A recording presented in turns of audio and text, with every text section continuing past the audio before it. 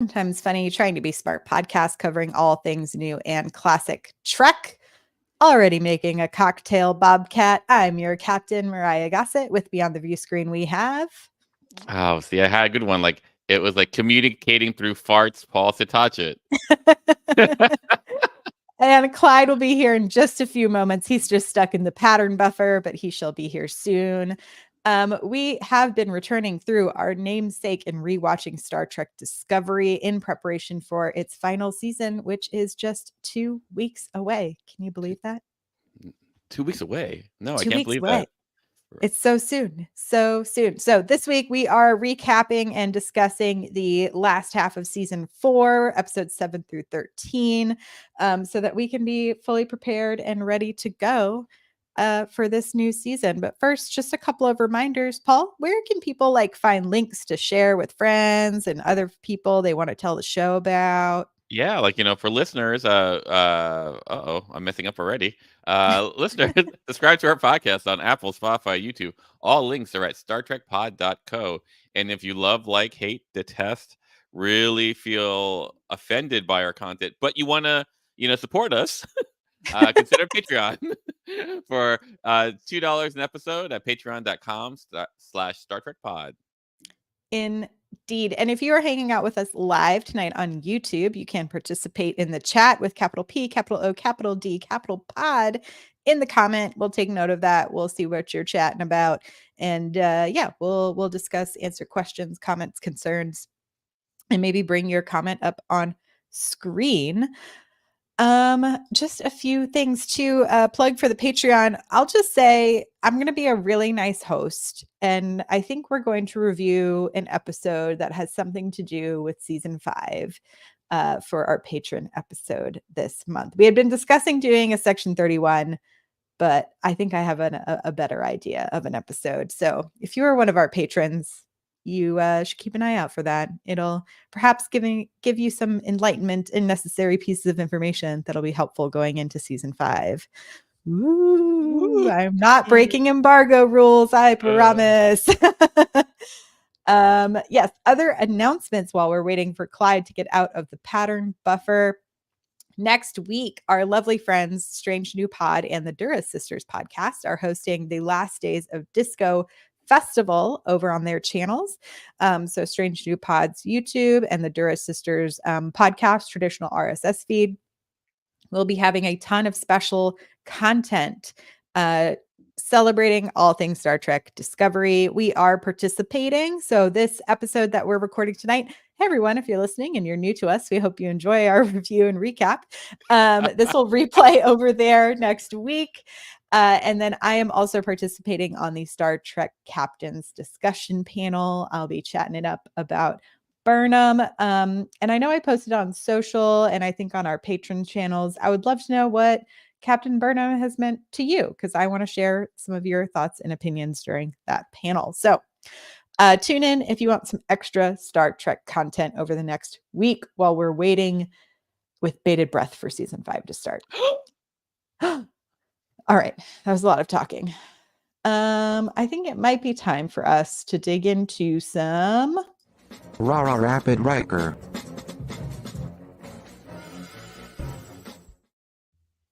Some rapid Rikers, some seasoned frakes, if you will. Paul, what did you think about the back half of this season?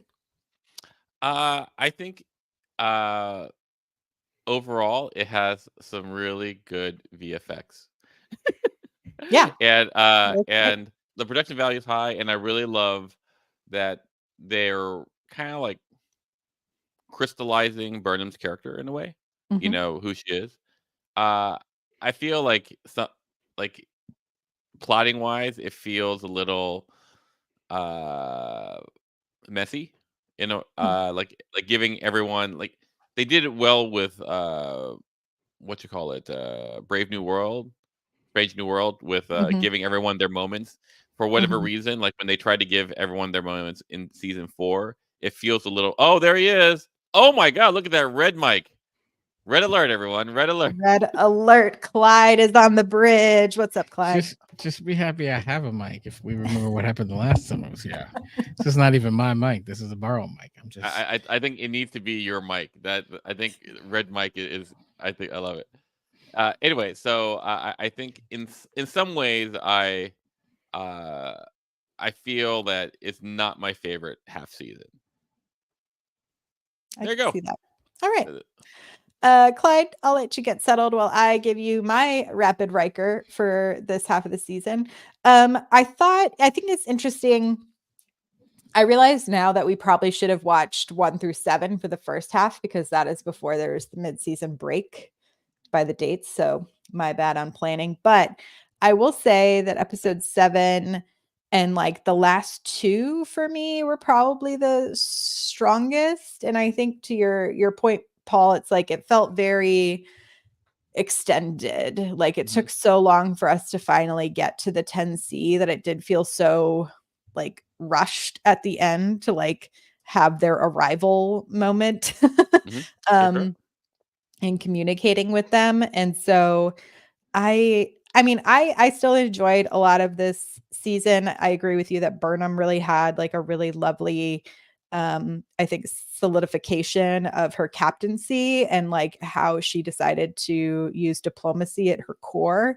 So yeah, I thought we got a lot of like really great Burnham moments, and I have some good hopes for next season based on this season. Like, but just to like, one thing that they did very interestingly, and I didn't notice this the first time I watched it, was like the first episode of season 4 is Kobayashi Maru. And and ultimately the president of the Federation, what's her name? Relic goes like, can you make the tough choice? Yeah. And like in the end, like she makes the tough choice in letting Book go. But for whatever reason, like it got kind of like lost in the moment, and it's only because we watched it like in such like binge format that I was able to go like, oh, this is what they were trying to do. So anyway, but yeah, Clyde, what's your rapid Riker? So I've been trying to think about the answer to this question of how did I feel about this? This felt different. I agree with what I heard you say earlier, Myrriah. 7 through 13. Markley Henson. Thank you. That what? Yes, Paul. He's just very suave. Hair. My gut feeling is I didn't love this half of the season, and I've been trying to figure out why. And I think in part it is I don't like the journey that Book and Tarka was on. Yeah, I don't like Tarka. Yeah. I want to have sympathy. Like I feel like he's supposed to be somewhat of this sympathetic, tormented character, and I just wanted punch me in the face. Somebody to integrate him with a phaser, like early on, like just end this.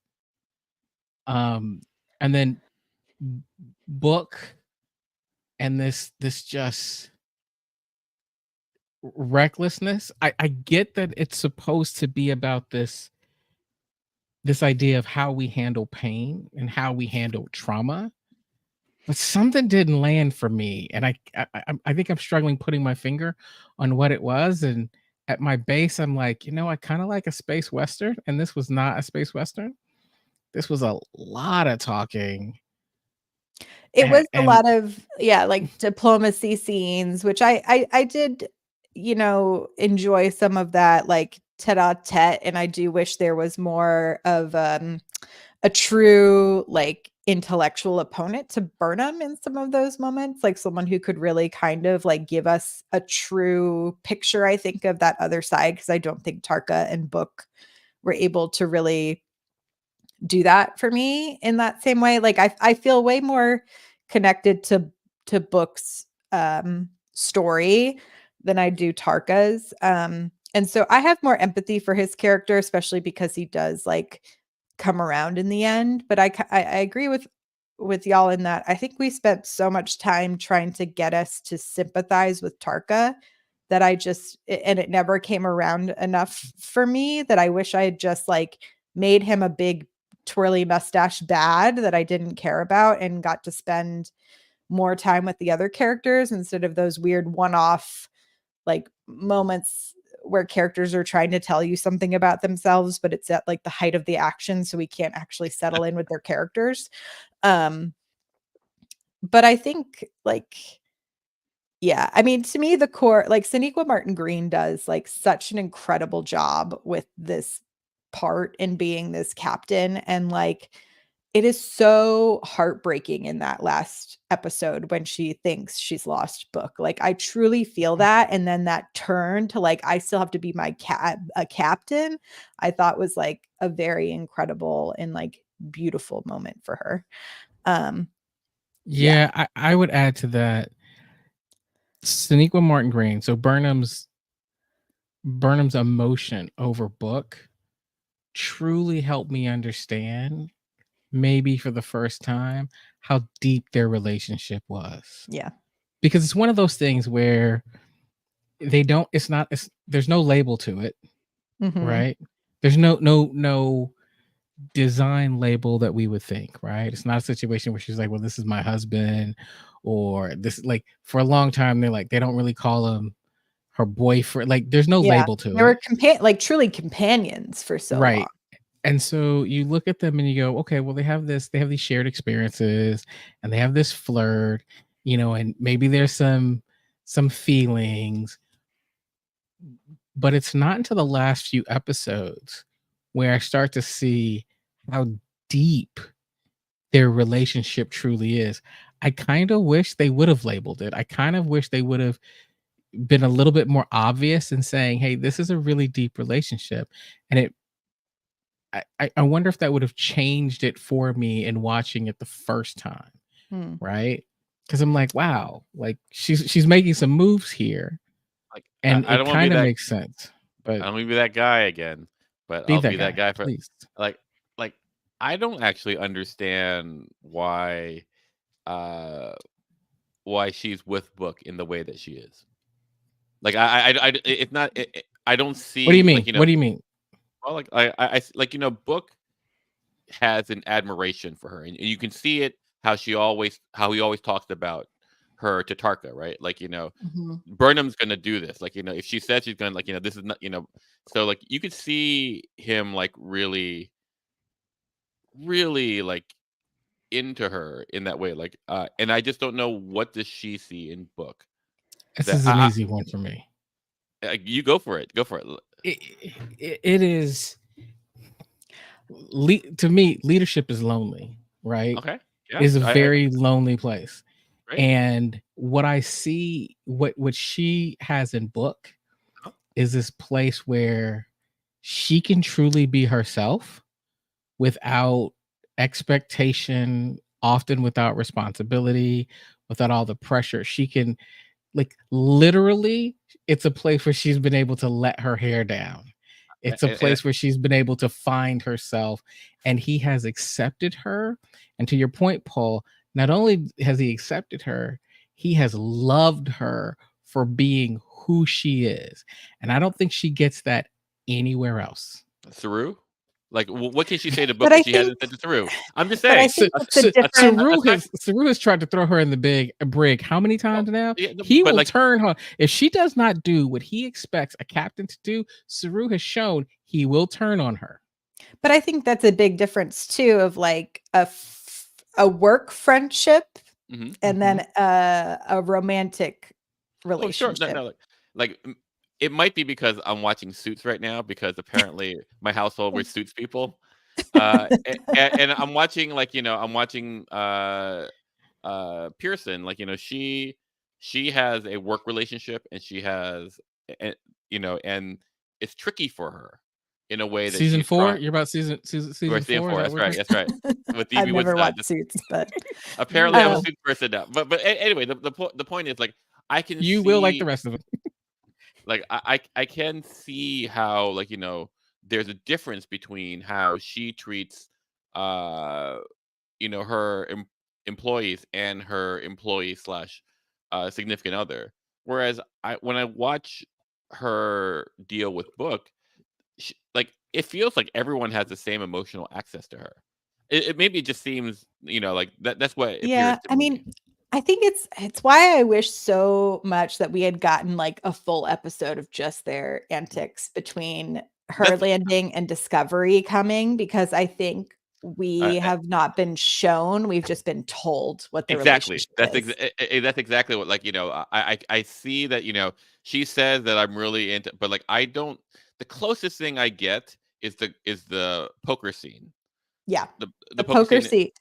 Yeah, I'd love to Mhm. talk about All In, because that was to me a very fun episode, but I also really enjoy whenever we go to these like kind of marketplace worlds in the future and seeing what the structures are like and how similar and yet how different they are. And also the glowworm poker dealer is hysterical.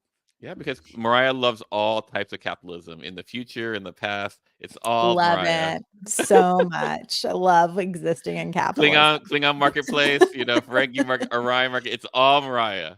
Hey, it could be bargaining. It doesn't have to exist within capitalism. Yeah. But I do think, like, I agree with you, Paul. I think All In, which had some really fun direction, with Christopher J. Byrne and Jen McGowan. It's written by Sean Cochran.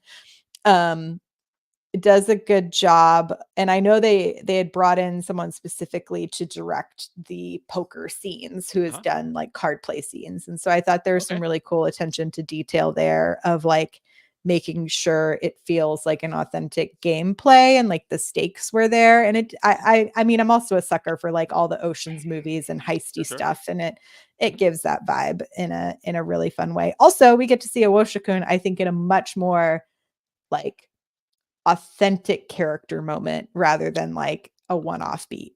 Oh Yeah. wow. Oh Oh wow. wow. Oh Oh wow. oh Oh wow wow. for Owo. Awoshikun. It was Joanne. Oh wow. Awoshikun. That was her fight Her name. fighting name. Yeah. Yes. But yeah, I thought that was really fun. I mean, I thought that was a really good episode. I thought it was fun. It felt like that to me, though. It was a lot, even though I don't know, this season felt like every set was very dark. Mm. That one didn't have the quite as a dark tone. It felt more like your typical Star Trek casino episode, right? Mhm. It's the away mission where they're in a casino or something and they're hijinks. And I really, that's one of the episodes that I really enjoyed and was like, hey, this is fun. Like this makes sense. Like, Yeah, you it know, felt like Seven. It's like so Seven, but to Connect, which is directed by Lee Rose, written by Terry Hughes Burton, and Carlos Cisco, who I love. Carlos Cisco is a great writer, and I thought that one too felt kind of that classic Trek vein, where it is the like big moral quandary of like, how does AI fit within our systems, and like Mhm. how do we balance this new technology? Like, I think we've talked about it before. I really love the episodes that take like a really big question and try to synthesize it through the story. And I thought that was an episode that successfully did that.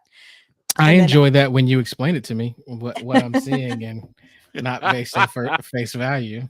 and then All In, does play with those same, I think, classic, the casino night. It has a lot of like fun glances and looks and fight scenes. It's like, I mean, as much as oh my gosh, I'm blanking. The Cybox Star Trek movie. What number is that? 5.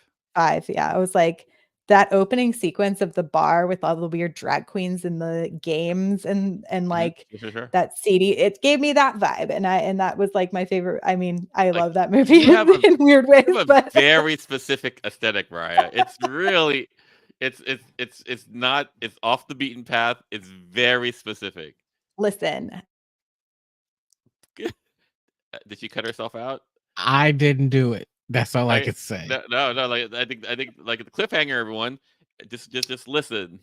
I mean, she's gonna have a great comment when she comes back. It's gonna be fantastic. oh, I'm All right, back. no Okay. pressure, Did no you put pressure. yourself in the But we've, battle box? I I mean, know there's a big storm moving through, so it was like a little questionable, but I think I'm back. What was I saying? Oh, yeah, I love campy weird stuff. Like if I could No. combine like Showgirls with Star Trek, like that's like Words never spoken before. I'd have a great time. Out loud, Clyde. Out I loud. mean, for what it's worth, Showgirls combined with Star Trek is probably going to be very popular for a certain demographic. I mean, I just know. want to have a good time. I want to be entertained. I love it. Are you not entertained? Are you not entertained?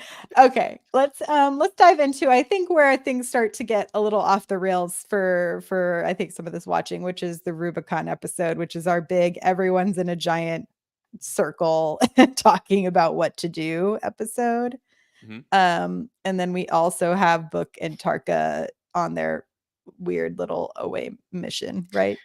Yeah, I get, the more every time we say his name, there's a feeling inside me that just goes, ugh.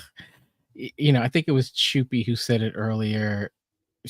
If you completely removed him, could it have worked? And I'm thinking, it might have been stronger. I mean, I don't know what it is, but I hated Tarka. I absolutely just hated the character, and not in a Osira like this is a terrible villain and I hate the villain, but they're doing a really good job at it. This was just like I don't know. Like just actually, I'm mixing them up. This is what happens at this back half for me. But no, Rubicon's where they have to like sneak onto the ship and like all of that nonsense. But we get Non back, which is fun. Yeah. And then yes, like I like Non. Yeah, this is like the standoffy episode. Non's great. I don't know. There was too much Tarka. I think I've just blocked this episode out of my brain. Like I think that what you're trying to say, and this is the way I phrase it in my head, Tarka has a face that is equivalent to what bad breath smells like. When Tarka comes on the screen, I go like, ugh. Bad breath. Have a Mentos. Like I felt bad because what was I can't remember the name of the episode, but his backstory, right? The Galactic Barrier episode. Yeah, the Galactic Barrier episode. So this is the payoff, right? Yeah. And this is where we're supposed to see his backstory, and we see the connection with whatever the dude's name is, and we're supposed to be drawn in, and he's supposed to be a sympathetic character. And the entire time I am, especially on the rewatch, I'm convincing myself not to fast forward. Like, I'll be honest with you. Like, I'm so tempted. Like, I'm just like, I don't care. Like, I don't care. I don't want to hear about it. Like, it doesn't move me. It didn't move me the first time or the second time. It's not moving me now. Like, I just want to go. That's how I felt. It's Oros. And I think to me, I appreciate that I feel like they were trying to make a parallel between Tarka and Oros as Burnham to Book and like people who saw each other. And that's like the love that is there.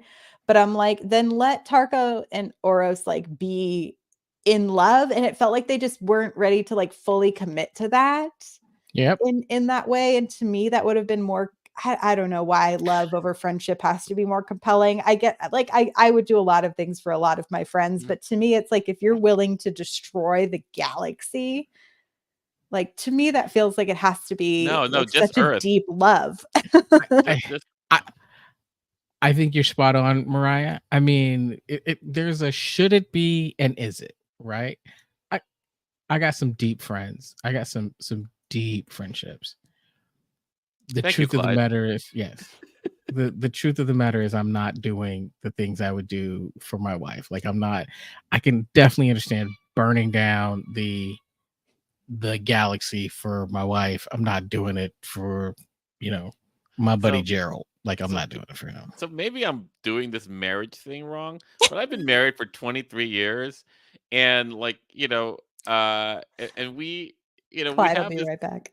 Like my wife and I have this discussion where we say things like, hey, if it's the fate of the world versus, saving me. And she goes, well, you're gone then, Paul. I go, good. And vice versa, right? Right. I go. But I think that's why I'm like, but like, doesn't that even, if it was a friend versus the fate of the galaxy, Yeah. No. I hear it. I don't But know. Tarka, to be fair, Tarka isn't like risking the galaxy, just Earth. Just Earth. But Which he has no what you he's call it. rising. Yeah. Exactly. I will say this, like what I feel like they were trying to do was to go like, here's this person who he, as close as Tarka can feel love for, like, and he Hmm. betrayed that, and he's Yeah. trying to do everything he can to undo that past mistake. Aside from Hmm. go travel through time because the temporal cords are ironclad, you know. But like Yeah. but It just it seems so extreme. Clyde, so No, like I'm with Myrriah where she's going. Like, if we're talking about redemption and we're uh talking about like I messed up, you can't burn down the galaxy to make up for. like you're talking as someone who may have some morals, but Tarka has no morals. I totally I'm relate just to Tarka. If he's I saying if I understood the feeling of guilt, which I have an algorithm that helps me understand, but but I can I, see how but I can see how someone could go like, oh well, I don't actually care about this stuff. I don't care about people. I just care about this dude that may or may not be in a multi-dimensional multiverse universe, other alternate universe. So anyway, and, and I guess that's my other issue is like with book, I'm going, I get it. You're in trauma, like you're hurt, there's grief. Get that. Tarka tells the whole circle of people, I can do this. I know how to stop it. Like if we pull the power, like I got this. yeah, That's what he tells people. They yeah. decide, no. Book's right there. They steal the spore drive. They go to this thing.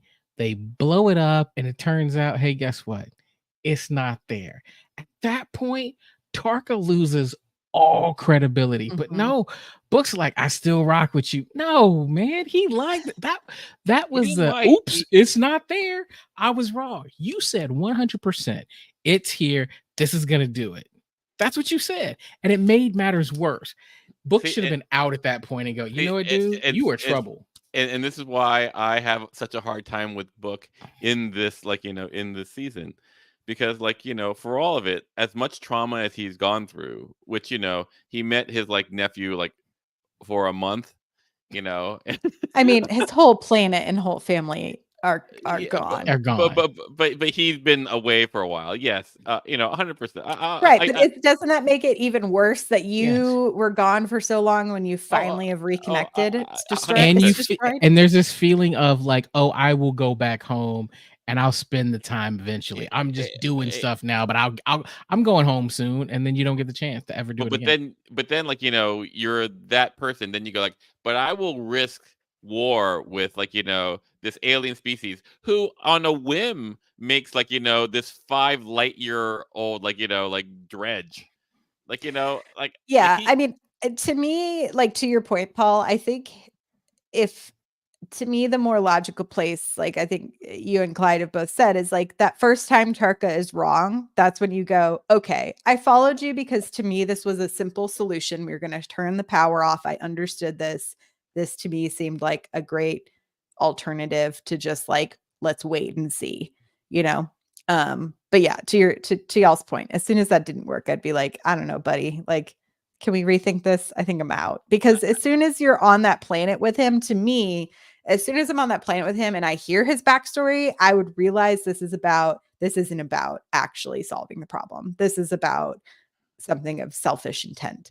sure. And to go with what Clyde said, I think that's why I expect nothing of Tarka. Tarka's a sociopath. He doesn't care about, and you can whatever reasons that they are, whether he grew up in the Emerald Chain and so blah blah blah. It doesn't matter, right?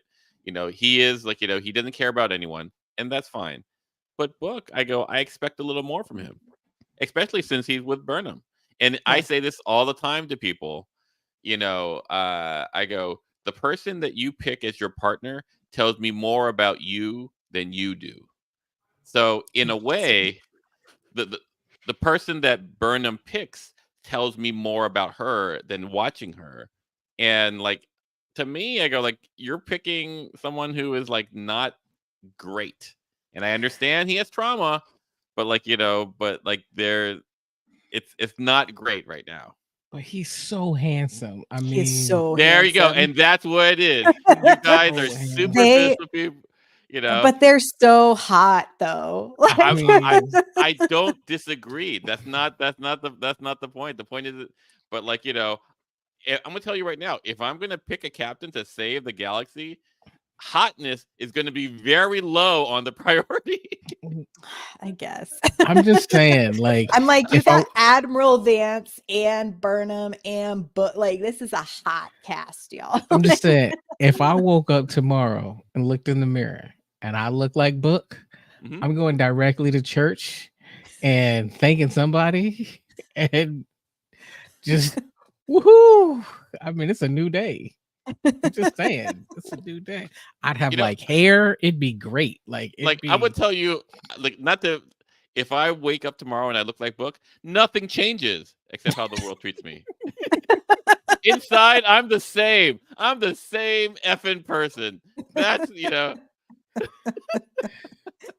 Okay, let's jump into so the Galactic Barrier was directed by Deborah Campiar, written by Anne Kofel Saunders, and then Rosetta, which is our next episode, is directed by Jeff Bird and Jen McGowan, written by Terry Hughes Burton. This one was I mean, I always love all the episodes where we actually get to go to a different freaking planet because that's what I want. I want us exploring the galaxy, doing these fun little jaunts. Clyde wants spaceship battles. You want little new planets. It's a fair thing. You can get all of that in Star Trek for $2 an episode. And to be honest with you, I think this is I love Discovery. I absolutely love Discovery. Sure. I love the characters. I think that this season we got to see a lot out of Detmer. We got a lot to see out of Owo. I mean, I can't wait till we start talking about Janet Reno. That was amazing. But I think this is also what we're seeing here and what we're talking about is why Strange New Worlds is so popular. Because I feel like at its heart, Discovery was like, let's do something different. Let's do something edgy. And Strange New Worlds was like, yeah, you know what? Let's just go back to the formula that worked. And people love it. It's like, I'm tuning in for that every week. Yeah. I mean, it's interesting. I was talking to someone recently who had never grown up watching Star Trek and they love Discovery and they've never watched any of the other shows. They're like, oh, I checked out Strange New Worlds, but I wasn't that like into it, but they love Discovery. I have a friend who was not into Strange New Worlds. He is into Deep Space Nine, but like he couldn't get into Discovery. He couldn't get into any of the new stuff. Even Strange New World, and I was kind of like, oh, this is really interesting. Like, people have different access points. Yeah. But yeah, it was so funny. They're like, oh, there's more Star Trek. They had like this was their only Star Trek, and I was like, that's kind of beautiful and interesting. But I think it's to the point of like there is something for everybody. And I think Rosetta was like, to me, it has a lot of those classic tropes, but I think it's packaged in the Star Trek Discovery way, right? Like it's the hijinks on the planet, something goes awry, everyone's like not able to function the way that they normally function. And I think those are those like hijinksy types of episodes that I enjoy because it is like, if you took away people's like normal character tropes and their normal archetypes, and then like what happens when you change and shift that in this particular mission. Sure. Like, I really want to understand, or how not understand. That sounds aggressive in a way. Like the choice to make like people communicate through farts. Like like I it's a very interesting way. Like it's like a pheromone. I understand, but like like so. Imagine I fart and I give you a light map so you can tell which part of the fart to smell, so you can have. I mean, it's literally how some animals communicate. When did we decide that this was a fart? Did I miss that? I have never decided that's what it is. I think they released a pheromone and like. I mean, it felt. I thought it was just emotion. I never thought it was I didn't think of it as a fart. I thought it was emotion and light. But okay. Anyway, it's just a very interesting way to go about it. Like, and for those who really care, I would say that farts can be considered a hydrocarbon. So, Okay, so Karng says in the chat, he says he's talking to Choopy, and he says, "I'm still not a real fan of the emotion-based hydrocarbons as a way to communicate." Right? Here's the thing: I thought it was incredibly complex, Mhm. but at this point in Star Trek lore, sure. I felt like I was almost going, kudos for coming up for something that wasn't an easy solve, Mhm. because with all of the alien species and the universal translator and every just thing in sci-fi in general where you're trying to communicate with the species, they were trying to come up with something different, something that especially us as Star Trek fans weren't go, yeah, I've seen that in Mhm. Battlestar Galactica. I've seen that in Babylon 5. I've seen that in like it's something where you go, yeah, I know what's Oops. happening. They came up with something new. And I was like, okay. No, it's interesting. Like, it's no like Picard and what's his name at like Shaka when the walls fell, but Yes. Darmok. Yes. I love this. I mean, that is Mona. I just tuned in and heard communication with farts. Nice. context is everything. Listen, I mean, to your point, which is what the lights are about, right? Like it all. But to your point, Paul, the episode of Darmok is probably the gold standard in alien communication. 100%. And so if you're trying to compete with that, I mean, it's going to be tough. And I feel like they took their shot. I mean, it's also after the movie Arrival came out. And so I feel like, yes, which really, so I have a thing to admit. I did not watch Arrival until like a month and a half ago. And then I watched this and I went, oh, wow, this is just like Arrival. Well, both this and and Arrival took an hour and a half for you to learn English. So like here, let's make a movie about learning English.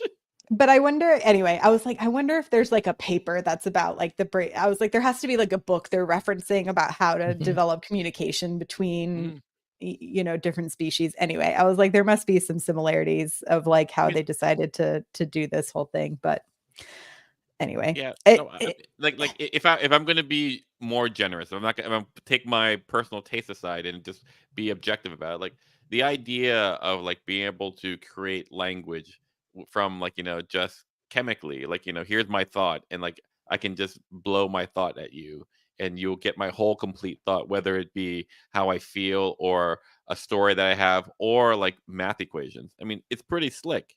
It's just it's imagined of like let's say bees like this grew up to be like galaxy changing entities, like how would they communicate if it's based from like their pheromone thing. I think that's pretty interesting. I think the execution of it is not very cinematic.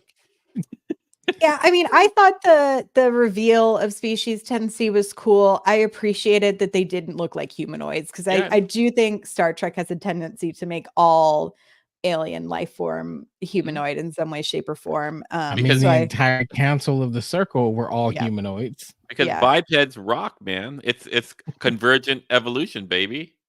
But it's I just found it really interesting and to see how that was like all put together and it almost felt like, I mean, I wonder if it's similar to like, I mean, jellyfish kind of communicate with like pheromones and lights. There's like different, I think, elements. Yeah. I don't know. I don't know jellyfish communicate at all. I mean, they light up and they can excrete different things. That doesn't mean anything. I don't know if they communicate, but it's something happens. But it looked very Cthulhu-esque, like Lovecraft kind of thing. Very Lovecraftian. Like whale plus Cthulhu. I go like, okay. I mean, like watching it this time, I go like, huh, okay, that you took your shot. Like here's a species that developed in a gas giant. That I thought it was interesting. It was interesting. Yeah, I mean, the other thing to me, it's like to me the hydrocarbons were really like their version of tone, right? Like we all speak English, but we all sound different. We use different tones to mean different things. You can tell when someone's angry versus when they're sad based on the inflections in their voice. So to me, it's just a different way that inflection is perceived without the ability of auditory language. Yeah. No, I hear you. And and it's like, you remember Star Trek 4, where like the answers is whales, Yeah, the one whales. with the whales. Like I mean, I was kind of in some ways like this could literally have been that. Like like it could have been. I remember I was like, I can't believe they didn't just be like, we should just get Book to communicate with them because Book can talk to all life forms And he did a little bit at the end. at the end. And I'm Yeah. just like, if they had just like, once they figured it out, radioed and been like, Book, you can communicate with them, come back. Like, I don't know. Or if he had just been like F you Tarka at the point where he should have been like F you Tarka, he could have been on the Yeah. ship and we could have gotten there and gotten to our president, Stacey Abrams, way faster. One day. One day. Anyway, so Species Tensi, when we finally get the reveal, that is directed by Olatunde Onsunsame, written by Kyle Jarrow, and then the last episode, Coming Home, also Olatunde Onsunsame, written by Michelle Paradise. It felt like I will say the like long narration at the end, I did almost feel like, is this going to be their final? Sure. I feel like a lot of streaming services find a way to button up, or streaming shows have to find a way to button up every single season in a way that would be satisfying in case they don't get renewed because of how unstable all these places are. But I will say, and I think it's been said before, most streaming shows do not get to 5 seasons. So kudos to Discovery. Yeah. No. Yeah. Flagship. It is our flagship. I'm really sad it's ending, but I think and some things I wanted to bring up too.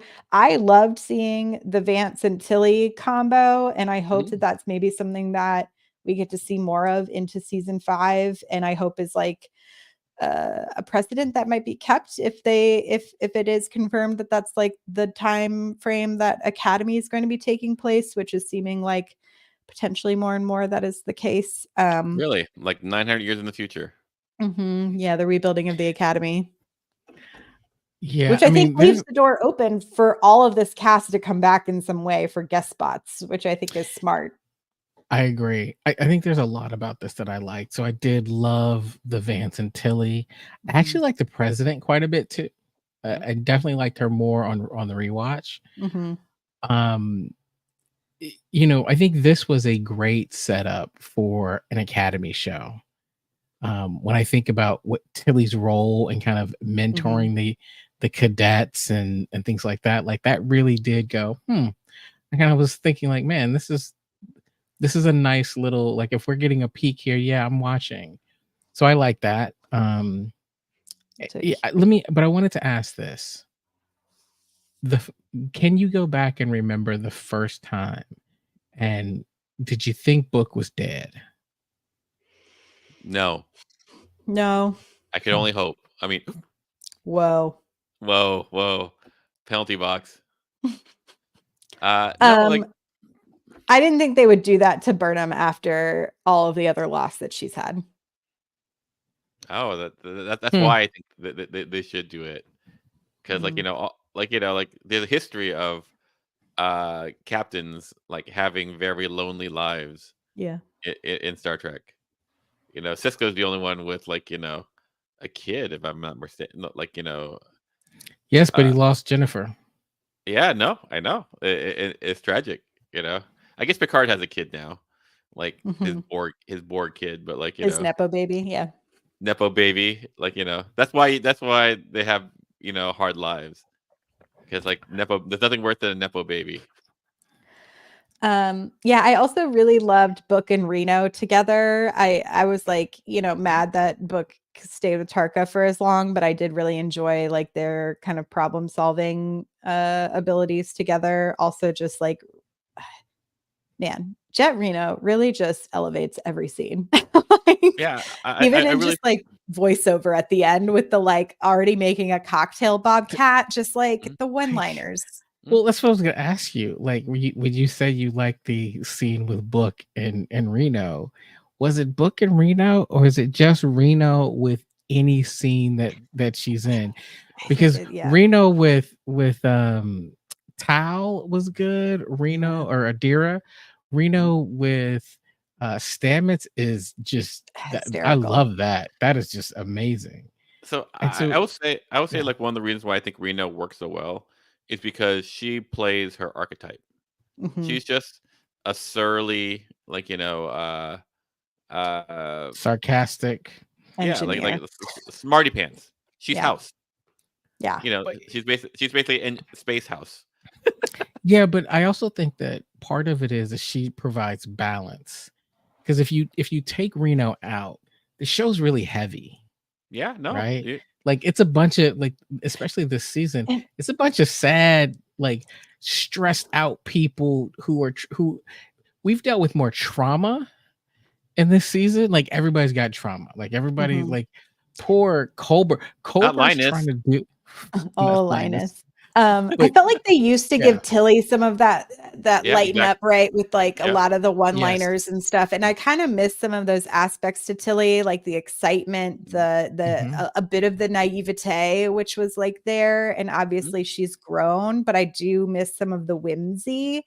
Yeah. I'm hopeful that comes back now that she's like the character is built to being, I think, a little bit more sure in her choices. But I think, yeah, to Chupi's point too, it's like Reno gives a very lovely speech about like the loss of their wife and like is so able to balance, like to your point, Clyde, like it's the levity, but also the ability to still be heartful and truthful and like, I don't know, Tignataro.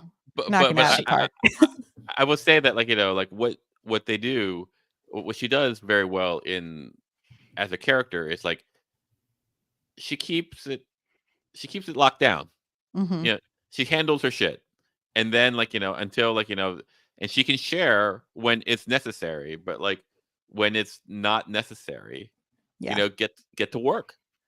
That's her vibe, right? Chew the licorice, yeah. But I think part of it though is it's interesting because when I look at this crew, I love this crew, but somehow they seem a bit young. Like they all seem a little bit young as a crew goes, as a senior staff. But no Reno, shit. yeah, but Reno has this sense of like maturity, of security. Like, I think it's like her and Culber. You could like if Culber's also in a scene, I feel very stable in what Culber's about to deliver. Until he goes like, I'm about to fall apart, everyone. Yes. But to be fair, like he's the one where I go like, oh, okay, I can accept that. I accept that when he goes like, hey, I'm having a hard time keeping it together, because he doesn't really, because here's what he does. He denies it first. I'm fine, and that's how people deal with stuff. There's denial first. It doesn't go off like immediately how Owushuku went and goes, I need to go down now through like, no, like, first you have to, it has to build to that point. And so like I think that's why I like Reno, simply because Reno holds it together. She values holding it together. So Chupi says what I was thinking, and that is she's a surly Guinan. Look, it's interesting. Watching this show has forced me to come to terms with things about my viewing habits that I feel like are kind of they're more simplistic than I probably want to admit. And they're less optimal. Here's what it is. It's like, man, I really like the hero character that I could root for. When you remove that, I'm like, man, something's missing. It's not complex. That's why you love Shaw so much, right? Exactly. Yep. That's it. That's exactly it. But I also think what I love is I love a good wise character. When I was watching, you're embarrassing me, Clyde. I'm right here. I know. When I was watching This Is Us, and we were podcasting about This Is Us. There's And a when the doctor character came that- on, the doctor. no, it's the father, like his Randall's father, William. Sure. What we called William was, we called him the wise Pixar owl, right? Okay. Because in Pixar movies, you've got some old, wise character that's retired, but they just got all this wisdom. And for whatever reason, it roots you in like, oh man, I just like that. So anytime you introduce that character, there's something, Myrriah used the word like safe and secure. Like there's something about that wise mentor character that just kind of roots everything. It's what Guinan was. Like Guinan, for the most part, through every episode, she was never shaken about anything.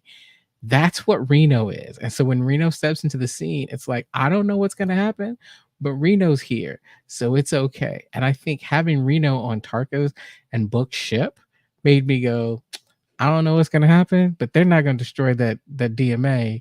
They're not going to get the controller because Reno's there. And Reno's there. It's all going to be okay. Love it. Love it. Yeah. Any predictions going into season 5? Well, it's a treasure hunt, right? Mm-hmm. Like predictions is hard. Like there are wants that I want. Like I want Larka, because because Lorca? it should Lorca. Sorry, I want Lorca because Mhm. I think that would be a great bookmark. But what do you think they're trying to find? It's been hidden for centuries, they say. Mm-hmm. Do you have an idea? I have an idea. I'm wondering if it has something to do with the Genesis machine. Oh yeah. Like That would be my guess. I think I put all my money on Peanut Hamper. Boom! Oh, it's back, baby. It's peanut hamper time. Well done. That was good. I did not see that one coming. You got me. Centuries. Very good. Anyway. No, I don't know about predictions for this season. And I want to tread lightly here. I mean, I guess my question at this point is, what's going to be the evolution of Burnham, right? We've been on this journey with Burnham for coming up on 5 seasons now, and we've seen Burnham being stripped of everything, being the heir apparent, but then being stripped of everything, being elevated, being refusing the leadership, the chair, then accepting the chair, coming to terms with who they are, and now we've seen them go through a whole season sitting in the seat and doing really well. What's the next evolution for Burnham as a captain? And then what do we see? I think I'm curious about how the people around her are going to grow. Mm-hmm. And are we going to get new characters? I always like a good new character, not a Barkley new character, but a good new character. I have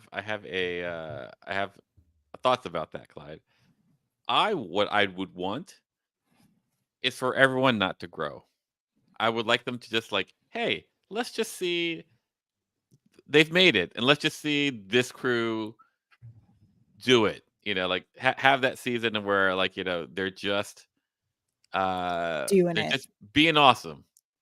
Just awesome up without the trauma, without Yeah, I think to me it's I want to feel that same stability with our core characters. I want Tilly, Saru, and Burnham to feel to be their archetypes this whole season. I think there's room for growth in some areas, and that security in the same way that we saw from Kirk or Spot, they're learning lessons about themselves that's going to enhance their character, but it's not huge. I don't need big shifts. I'm ready for Tilly to really come into her own and to be a little silly again. Or have some levity there. And then I think the characters I want to see growth from, I feel like Stamets has stalled out a bit. I'm ready for Stamets to have some big changes or some things happening. And then I'm excited to see what they do with Adira, because Adira is our youngest character and I think has the most room for growth. Which is strange because in some ways she's the oldest character. They're the oldest character with the symbiote. I mean, yeah, that's true. What do you think the future of this Saru romance is? Oh, I'm is all there in. a future? You're all in? I'm See, all in. I buy that romance so much more than Book and Burnham. I'm Wow. ready for Saru and the president. Just because You me as some too. Kelpie and Vulcan babies? Is that what you're looking for? I'm Like, ready for them to be like the Riker Deanna, you yeah, know? like, could you see the relationship come about? Like, I go, oh, I'm watching them get together. There's that meet cute. There's Mhm.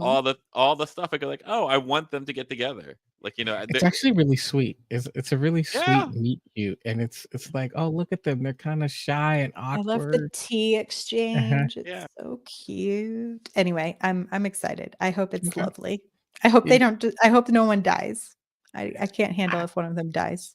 I guess my big thing, the reason why I bring that up is it's like every time we get a new season, there's like time passes, Mhm. and it'd be really easy for them just to be like, oh yeah, it didn't work out, and just not do it. I do want to see more of it. Yeah. Oh, and Mona brings up, I hope they bring Gray back as well. I'd like to see what Gray has been up to with the Trill world. I think that's always really fun. Yeah, I think that's where I'm at. I want Book to come back and I want some more Will They Won't They with Book and Burnham. But Book's in a lot of trouble though, isn't he? I mean, seemingly, it seems like a pretty nice punishment of just we're gonna go make you work with refugees rather than like throw you in the brig.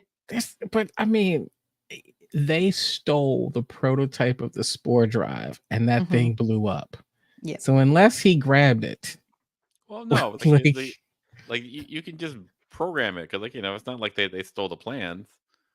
You know, and here's a place where programmable matter is all the rage. well, so Uh, will we see more spore drive enabled ships? well, once again, there are only two people in the universe who can pilot one. Yeah. I don't know. I feel like they're probably gonna have to figure out alternative Yeah. means You know, because it doesn't. I hear there's a desert planet where there's spice that can help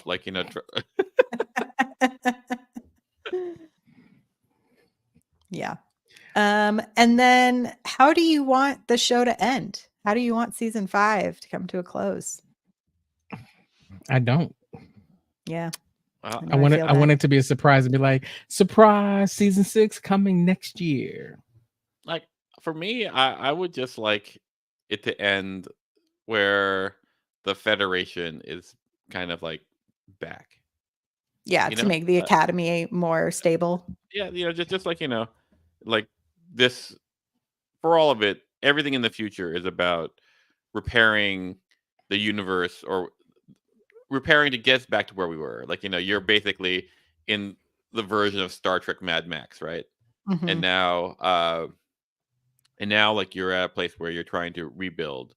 And I would like to see, like the seeds of that being rebuilt. Like we have now the lithium, and now we don't have, we have like apparently space jellyfish who are helping us clean up their toxic mess. Just just people Yeah. being happy. That's I what want Star it Trek is people being to happy. yeah, I want it to come to they finally get to go on their 5-year science mission. Okay. Like I will say this though, like where the hell are they going to really go? Because they can go anywhere. I mean, So that's fun, right? is it like one of the things I think so. that made Star Trek was that we, at least when they were discussing it, we need to go fast enough that that our adventures feel like new, but not so fast that places still seem far. So that's why warp is maxed out at 10, and that's why Mhm. you can do local bits of but like Bajor is far from Earth. The Delta Quadrant is very far from the Alpha Quadrant. But with the Spore Drive, you can go anywhere all at once. It's Michelle Yeoh again. Boom, she's the queen. I'll, Oh yeah. Mike brings up Calypso. I hope they connect to Mhm. that. Yeah, there's some good comments in the chat that I want to get to. I will say I'm struggling to know what I want. I know what I don't want. Mm. I don't want to jump in the future where we see them all gray and older, and I'm like, we just Oh, came you don't want the 930 you years don't want the Harry in the Potter? future. You don't want No, the Harry or Potter? like, I don't need the. I mean, we just came 930 years in the future. Yeah. I don't need any more. Like, we're good. Like maybe that, I like a know I don't 10-year want. jump where you're like, oh, people with families, or like, I don't know. But, Maybe. I like Stu says they all sit around playing poker. I That's mhm. right. think that would be a nice nod. And then Burnham goes like, "I should have done this much sooner." Yeah. Chupi says, I wanted to be, and they all stayed on the ship and went on adventures. I could dig that. Mhm. Mona says maybe they end with a talk of the academy opening up after all those years. Myrriah, I think you alluded to something like that. Or how Yeah, I about like think the academy has reopened, but yeah, it would Mhm. be, maybe they're all teachers. And maybe, what if I was Uh-oh. like a sneaky Ooh, we person? have a Myrriah fan theory. Ooh, here we go. They all decide to just become professors. And so it's like the entire cast or cast is now just on academy, baby. I would definitely tune in for that. So, okay, so think about this logically. okay. Who from Discovery do you really think might end up on an Academy show?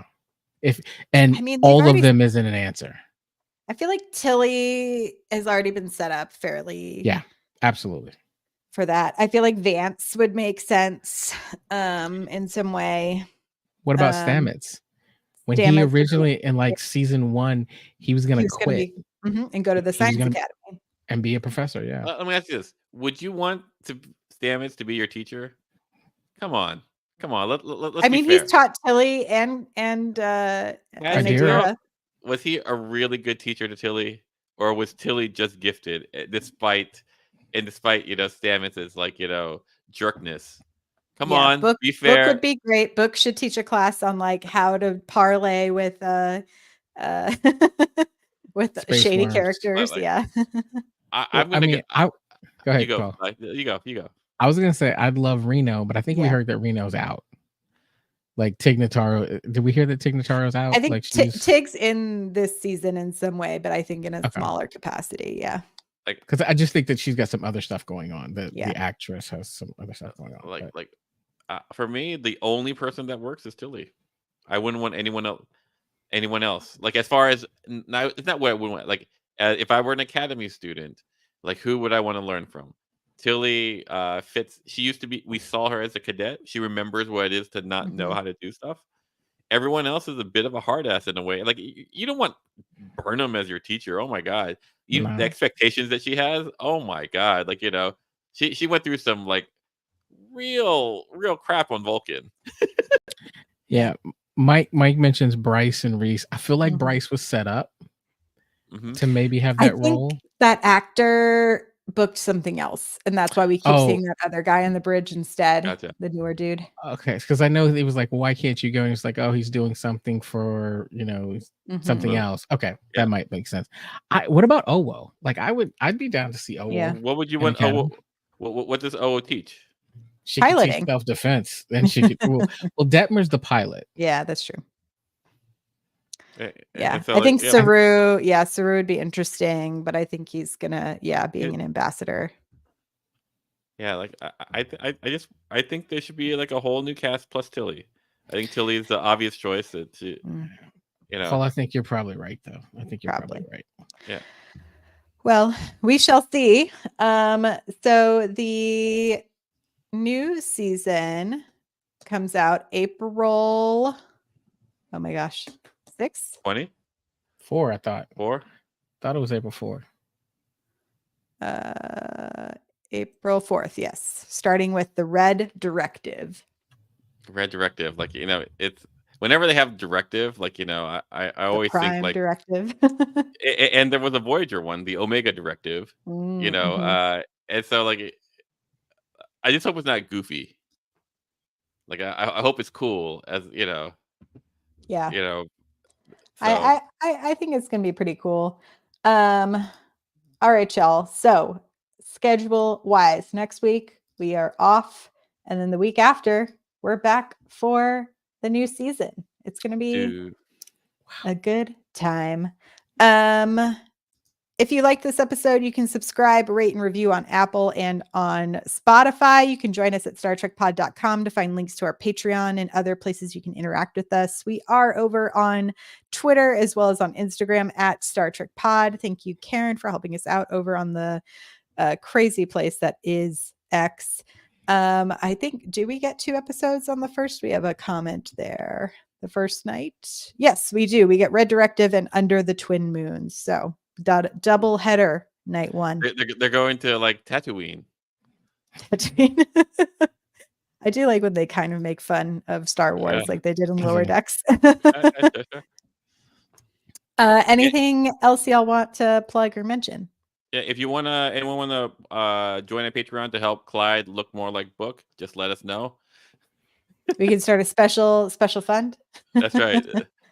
I mean, I would say, hey, look, there's still watch-alongs going on. I am thinking about maybe next week, maybe around this time, doing a watch-along. We'll see, something to get us ready for the next season. Yeah. You know what I want to do? I want to do a watch-along, a Star Trek 5 with Myrriah. Yes, that's what I want to do. Okay. I want to have a Star Trek 5, and just Myrriah commentary throughout the whole bit. We could do a watch along. Do you want to record the watch along? You guys let us know. Comment on the Slack or on our social media if you want us to do a watch along where you can hit play with us. Yeah, hashtag justice for movie 5. Justice for 5. The fan dance. There's so many things in that movie. That's right. Like, what does God need with a starship? Go hike a mountain. All right, y'all. We will see you for the premiere on the 4th. Thank you so much. Live long and prosper. Bye-bye. Bye, everyone. Laters.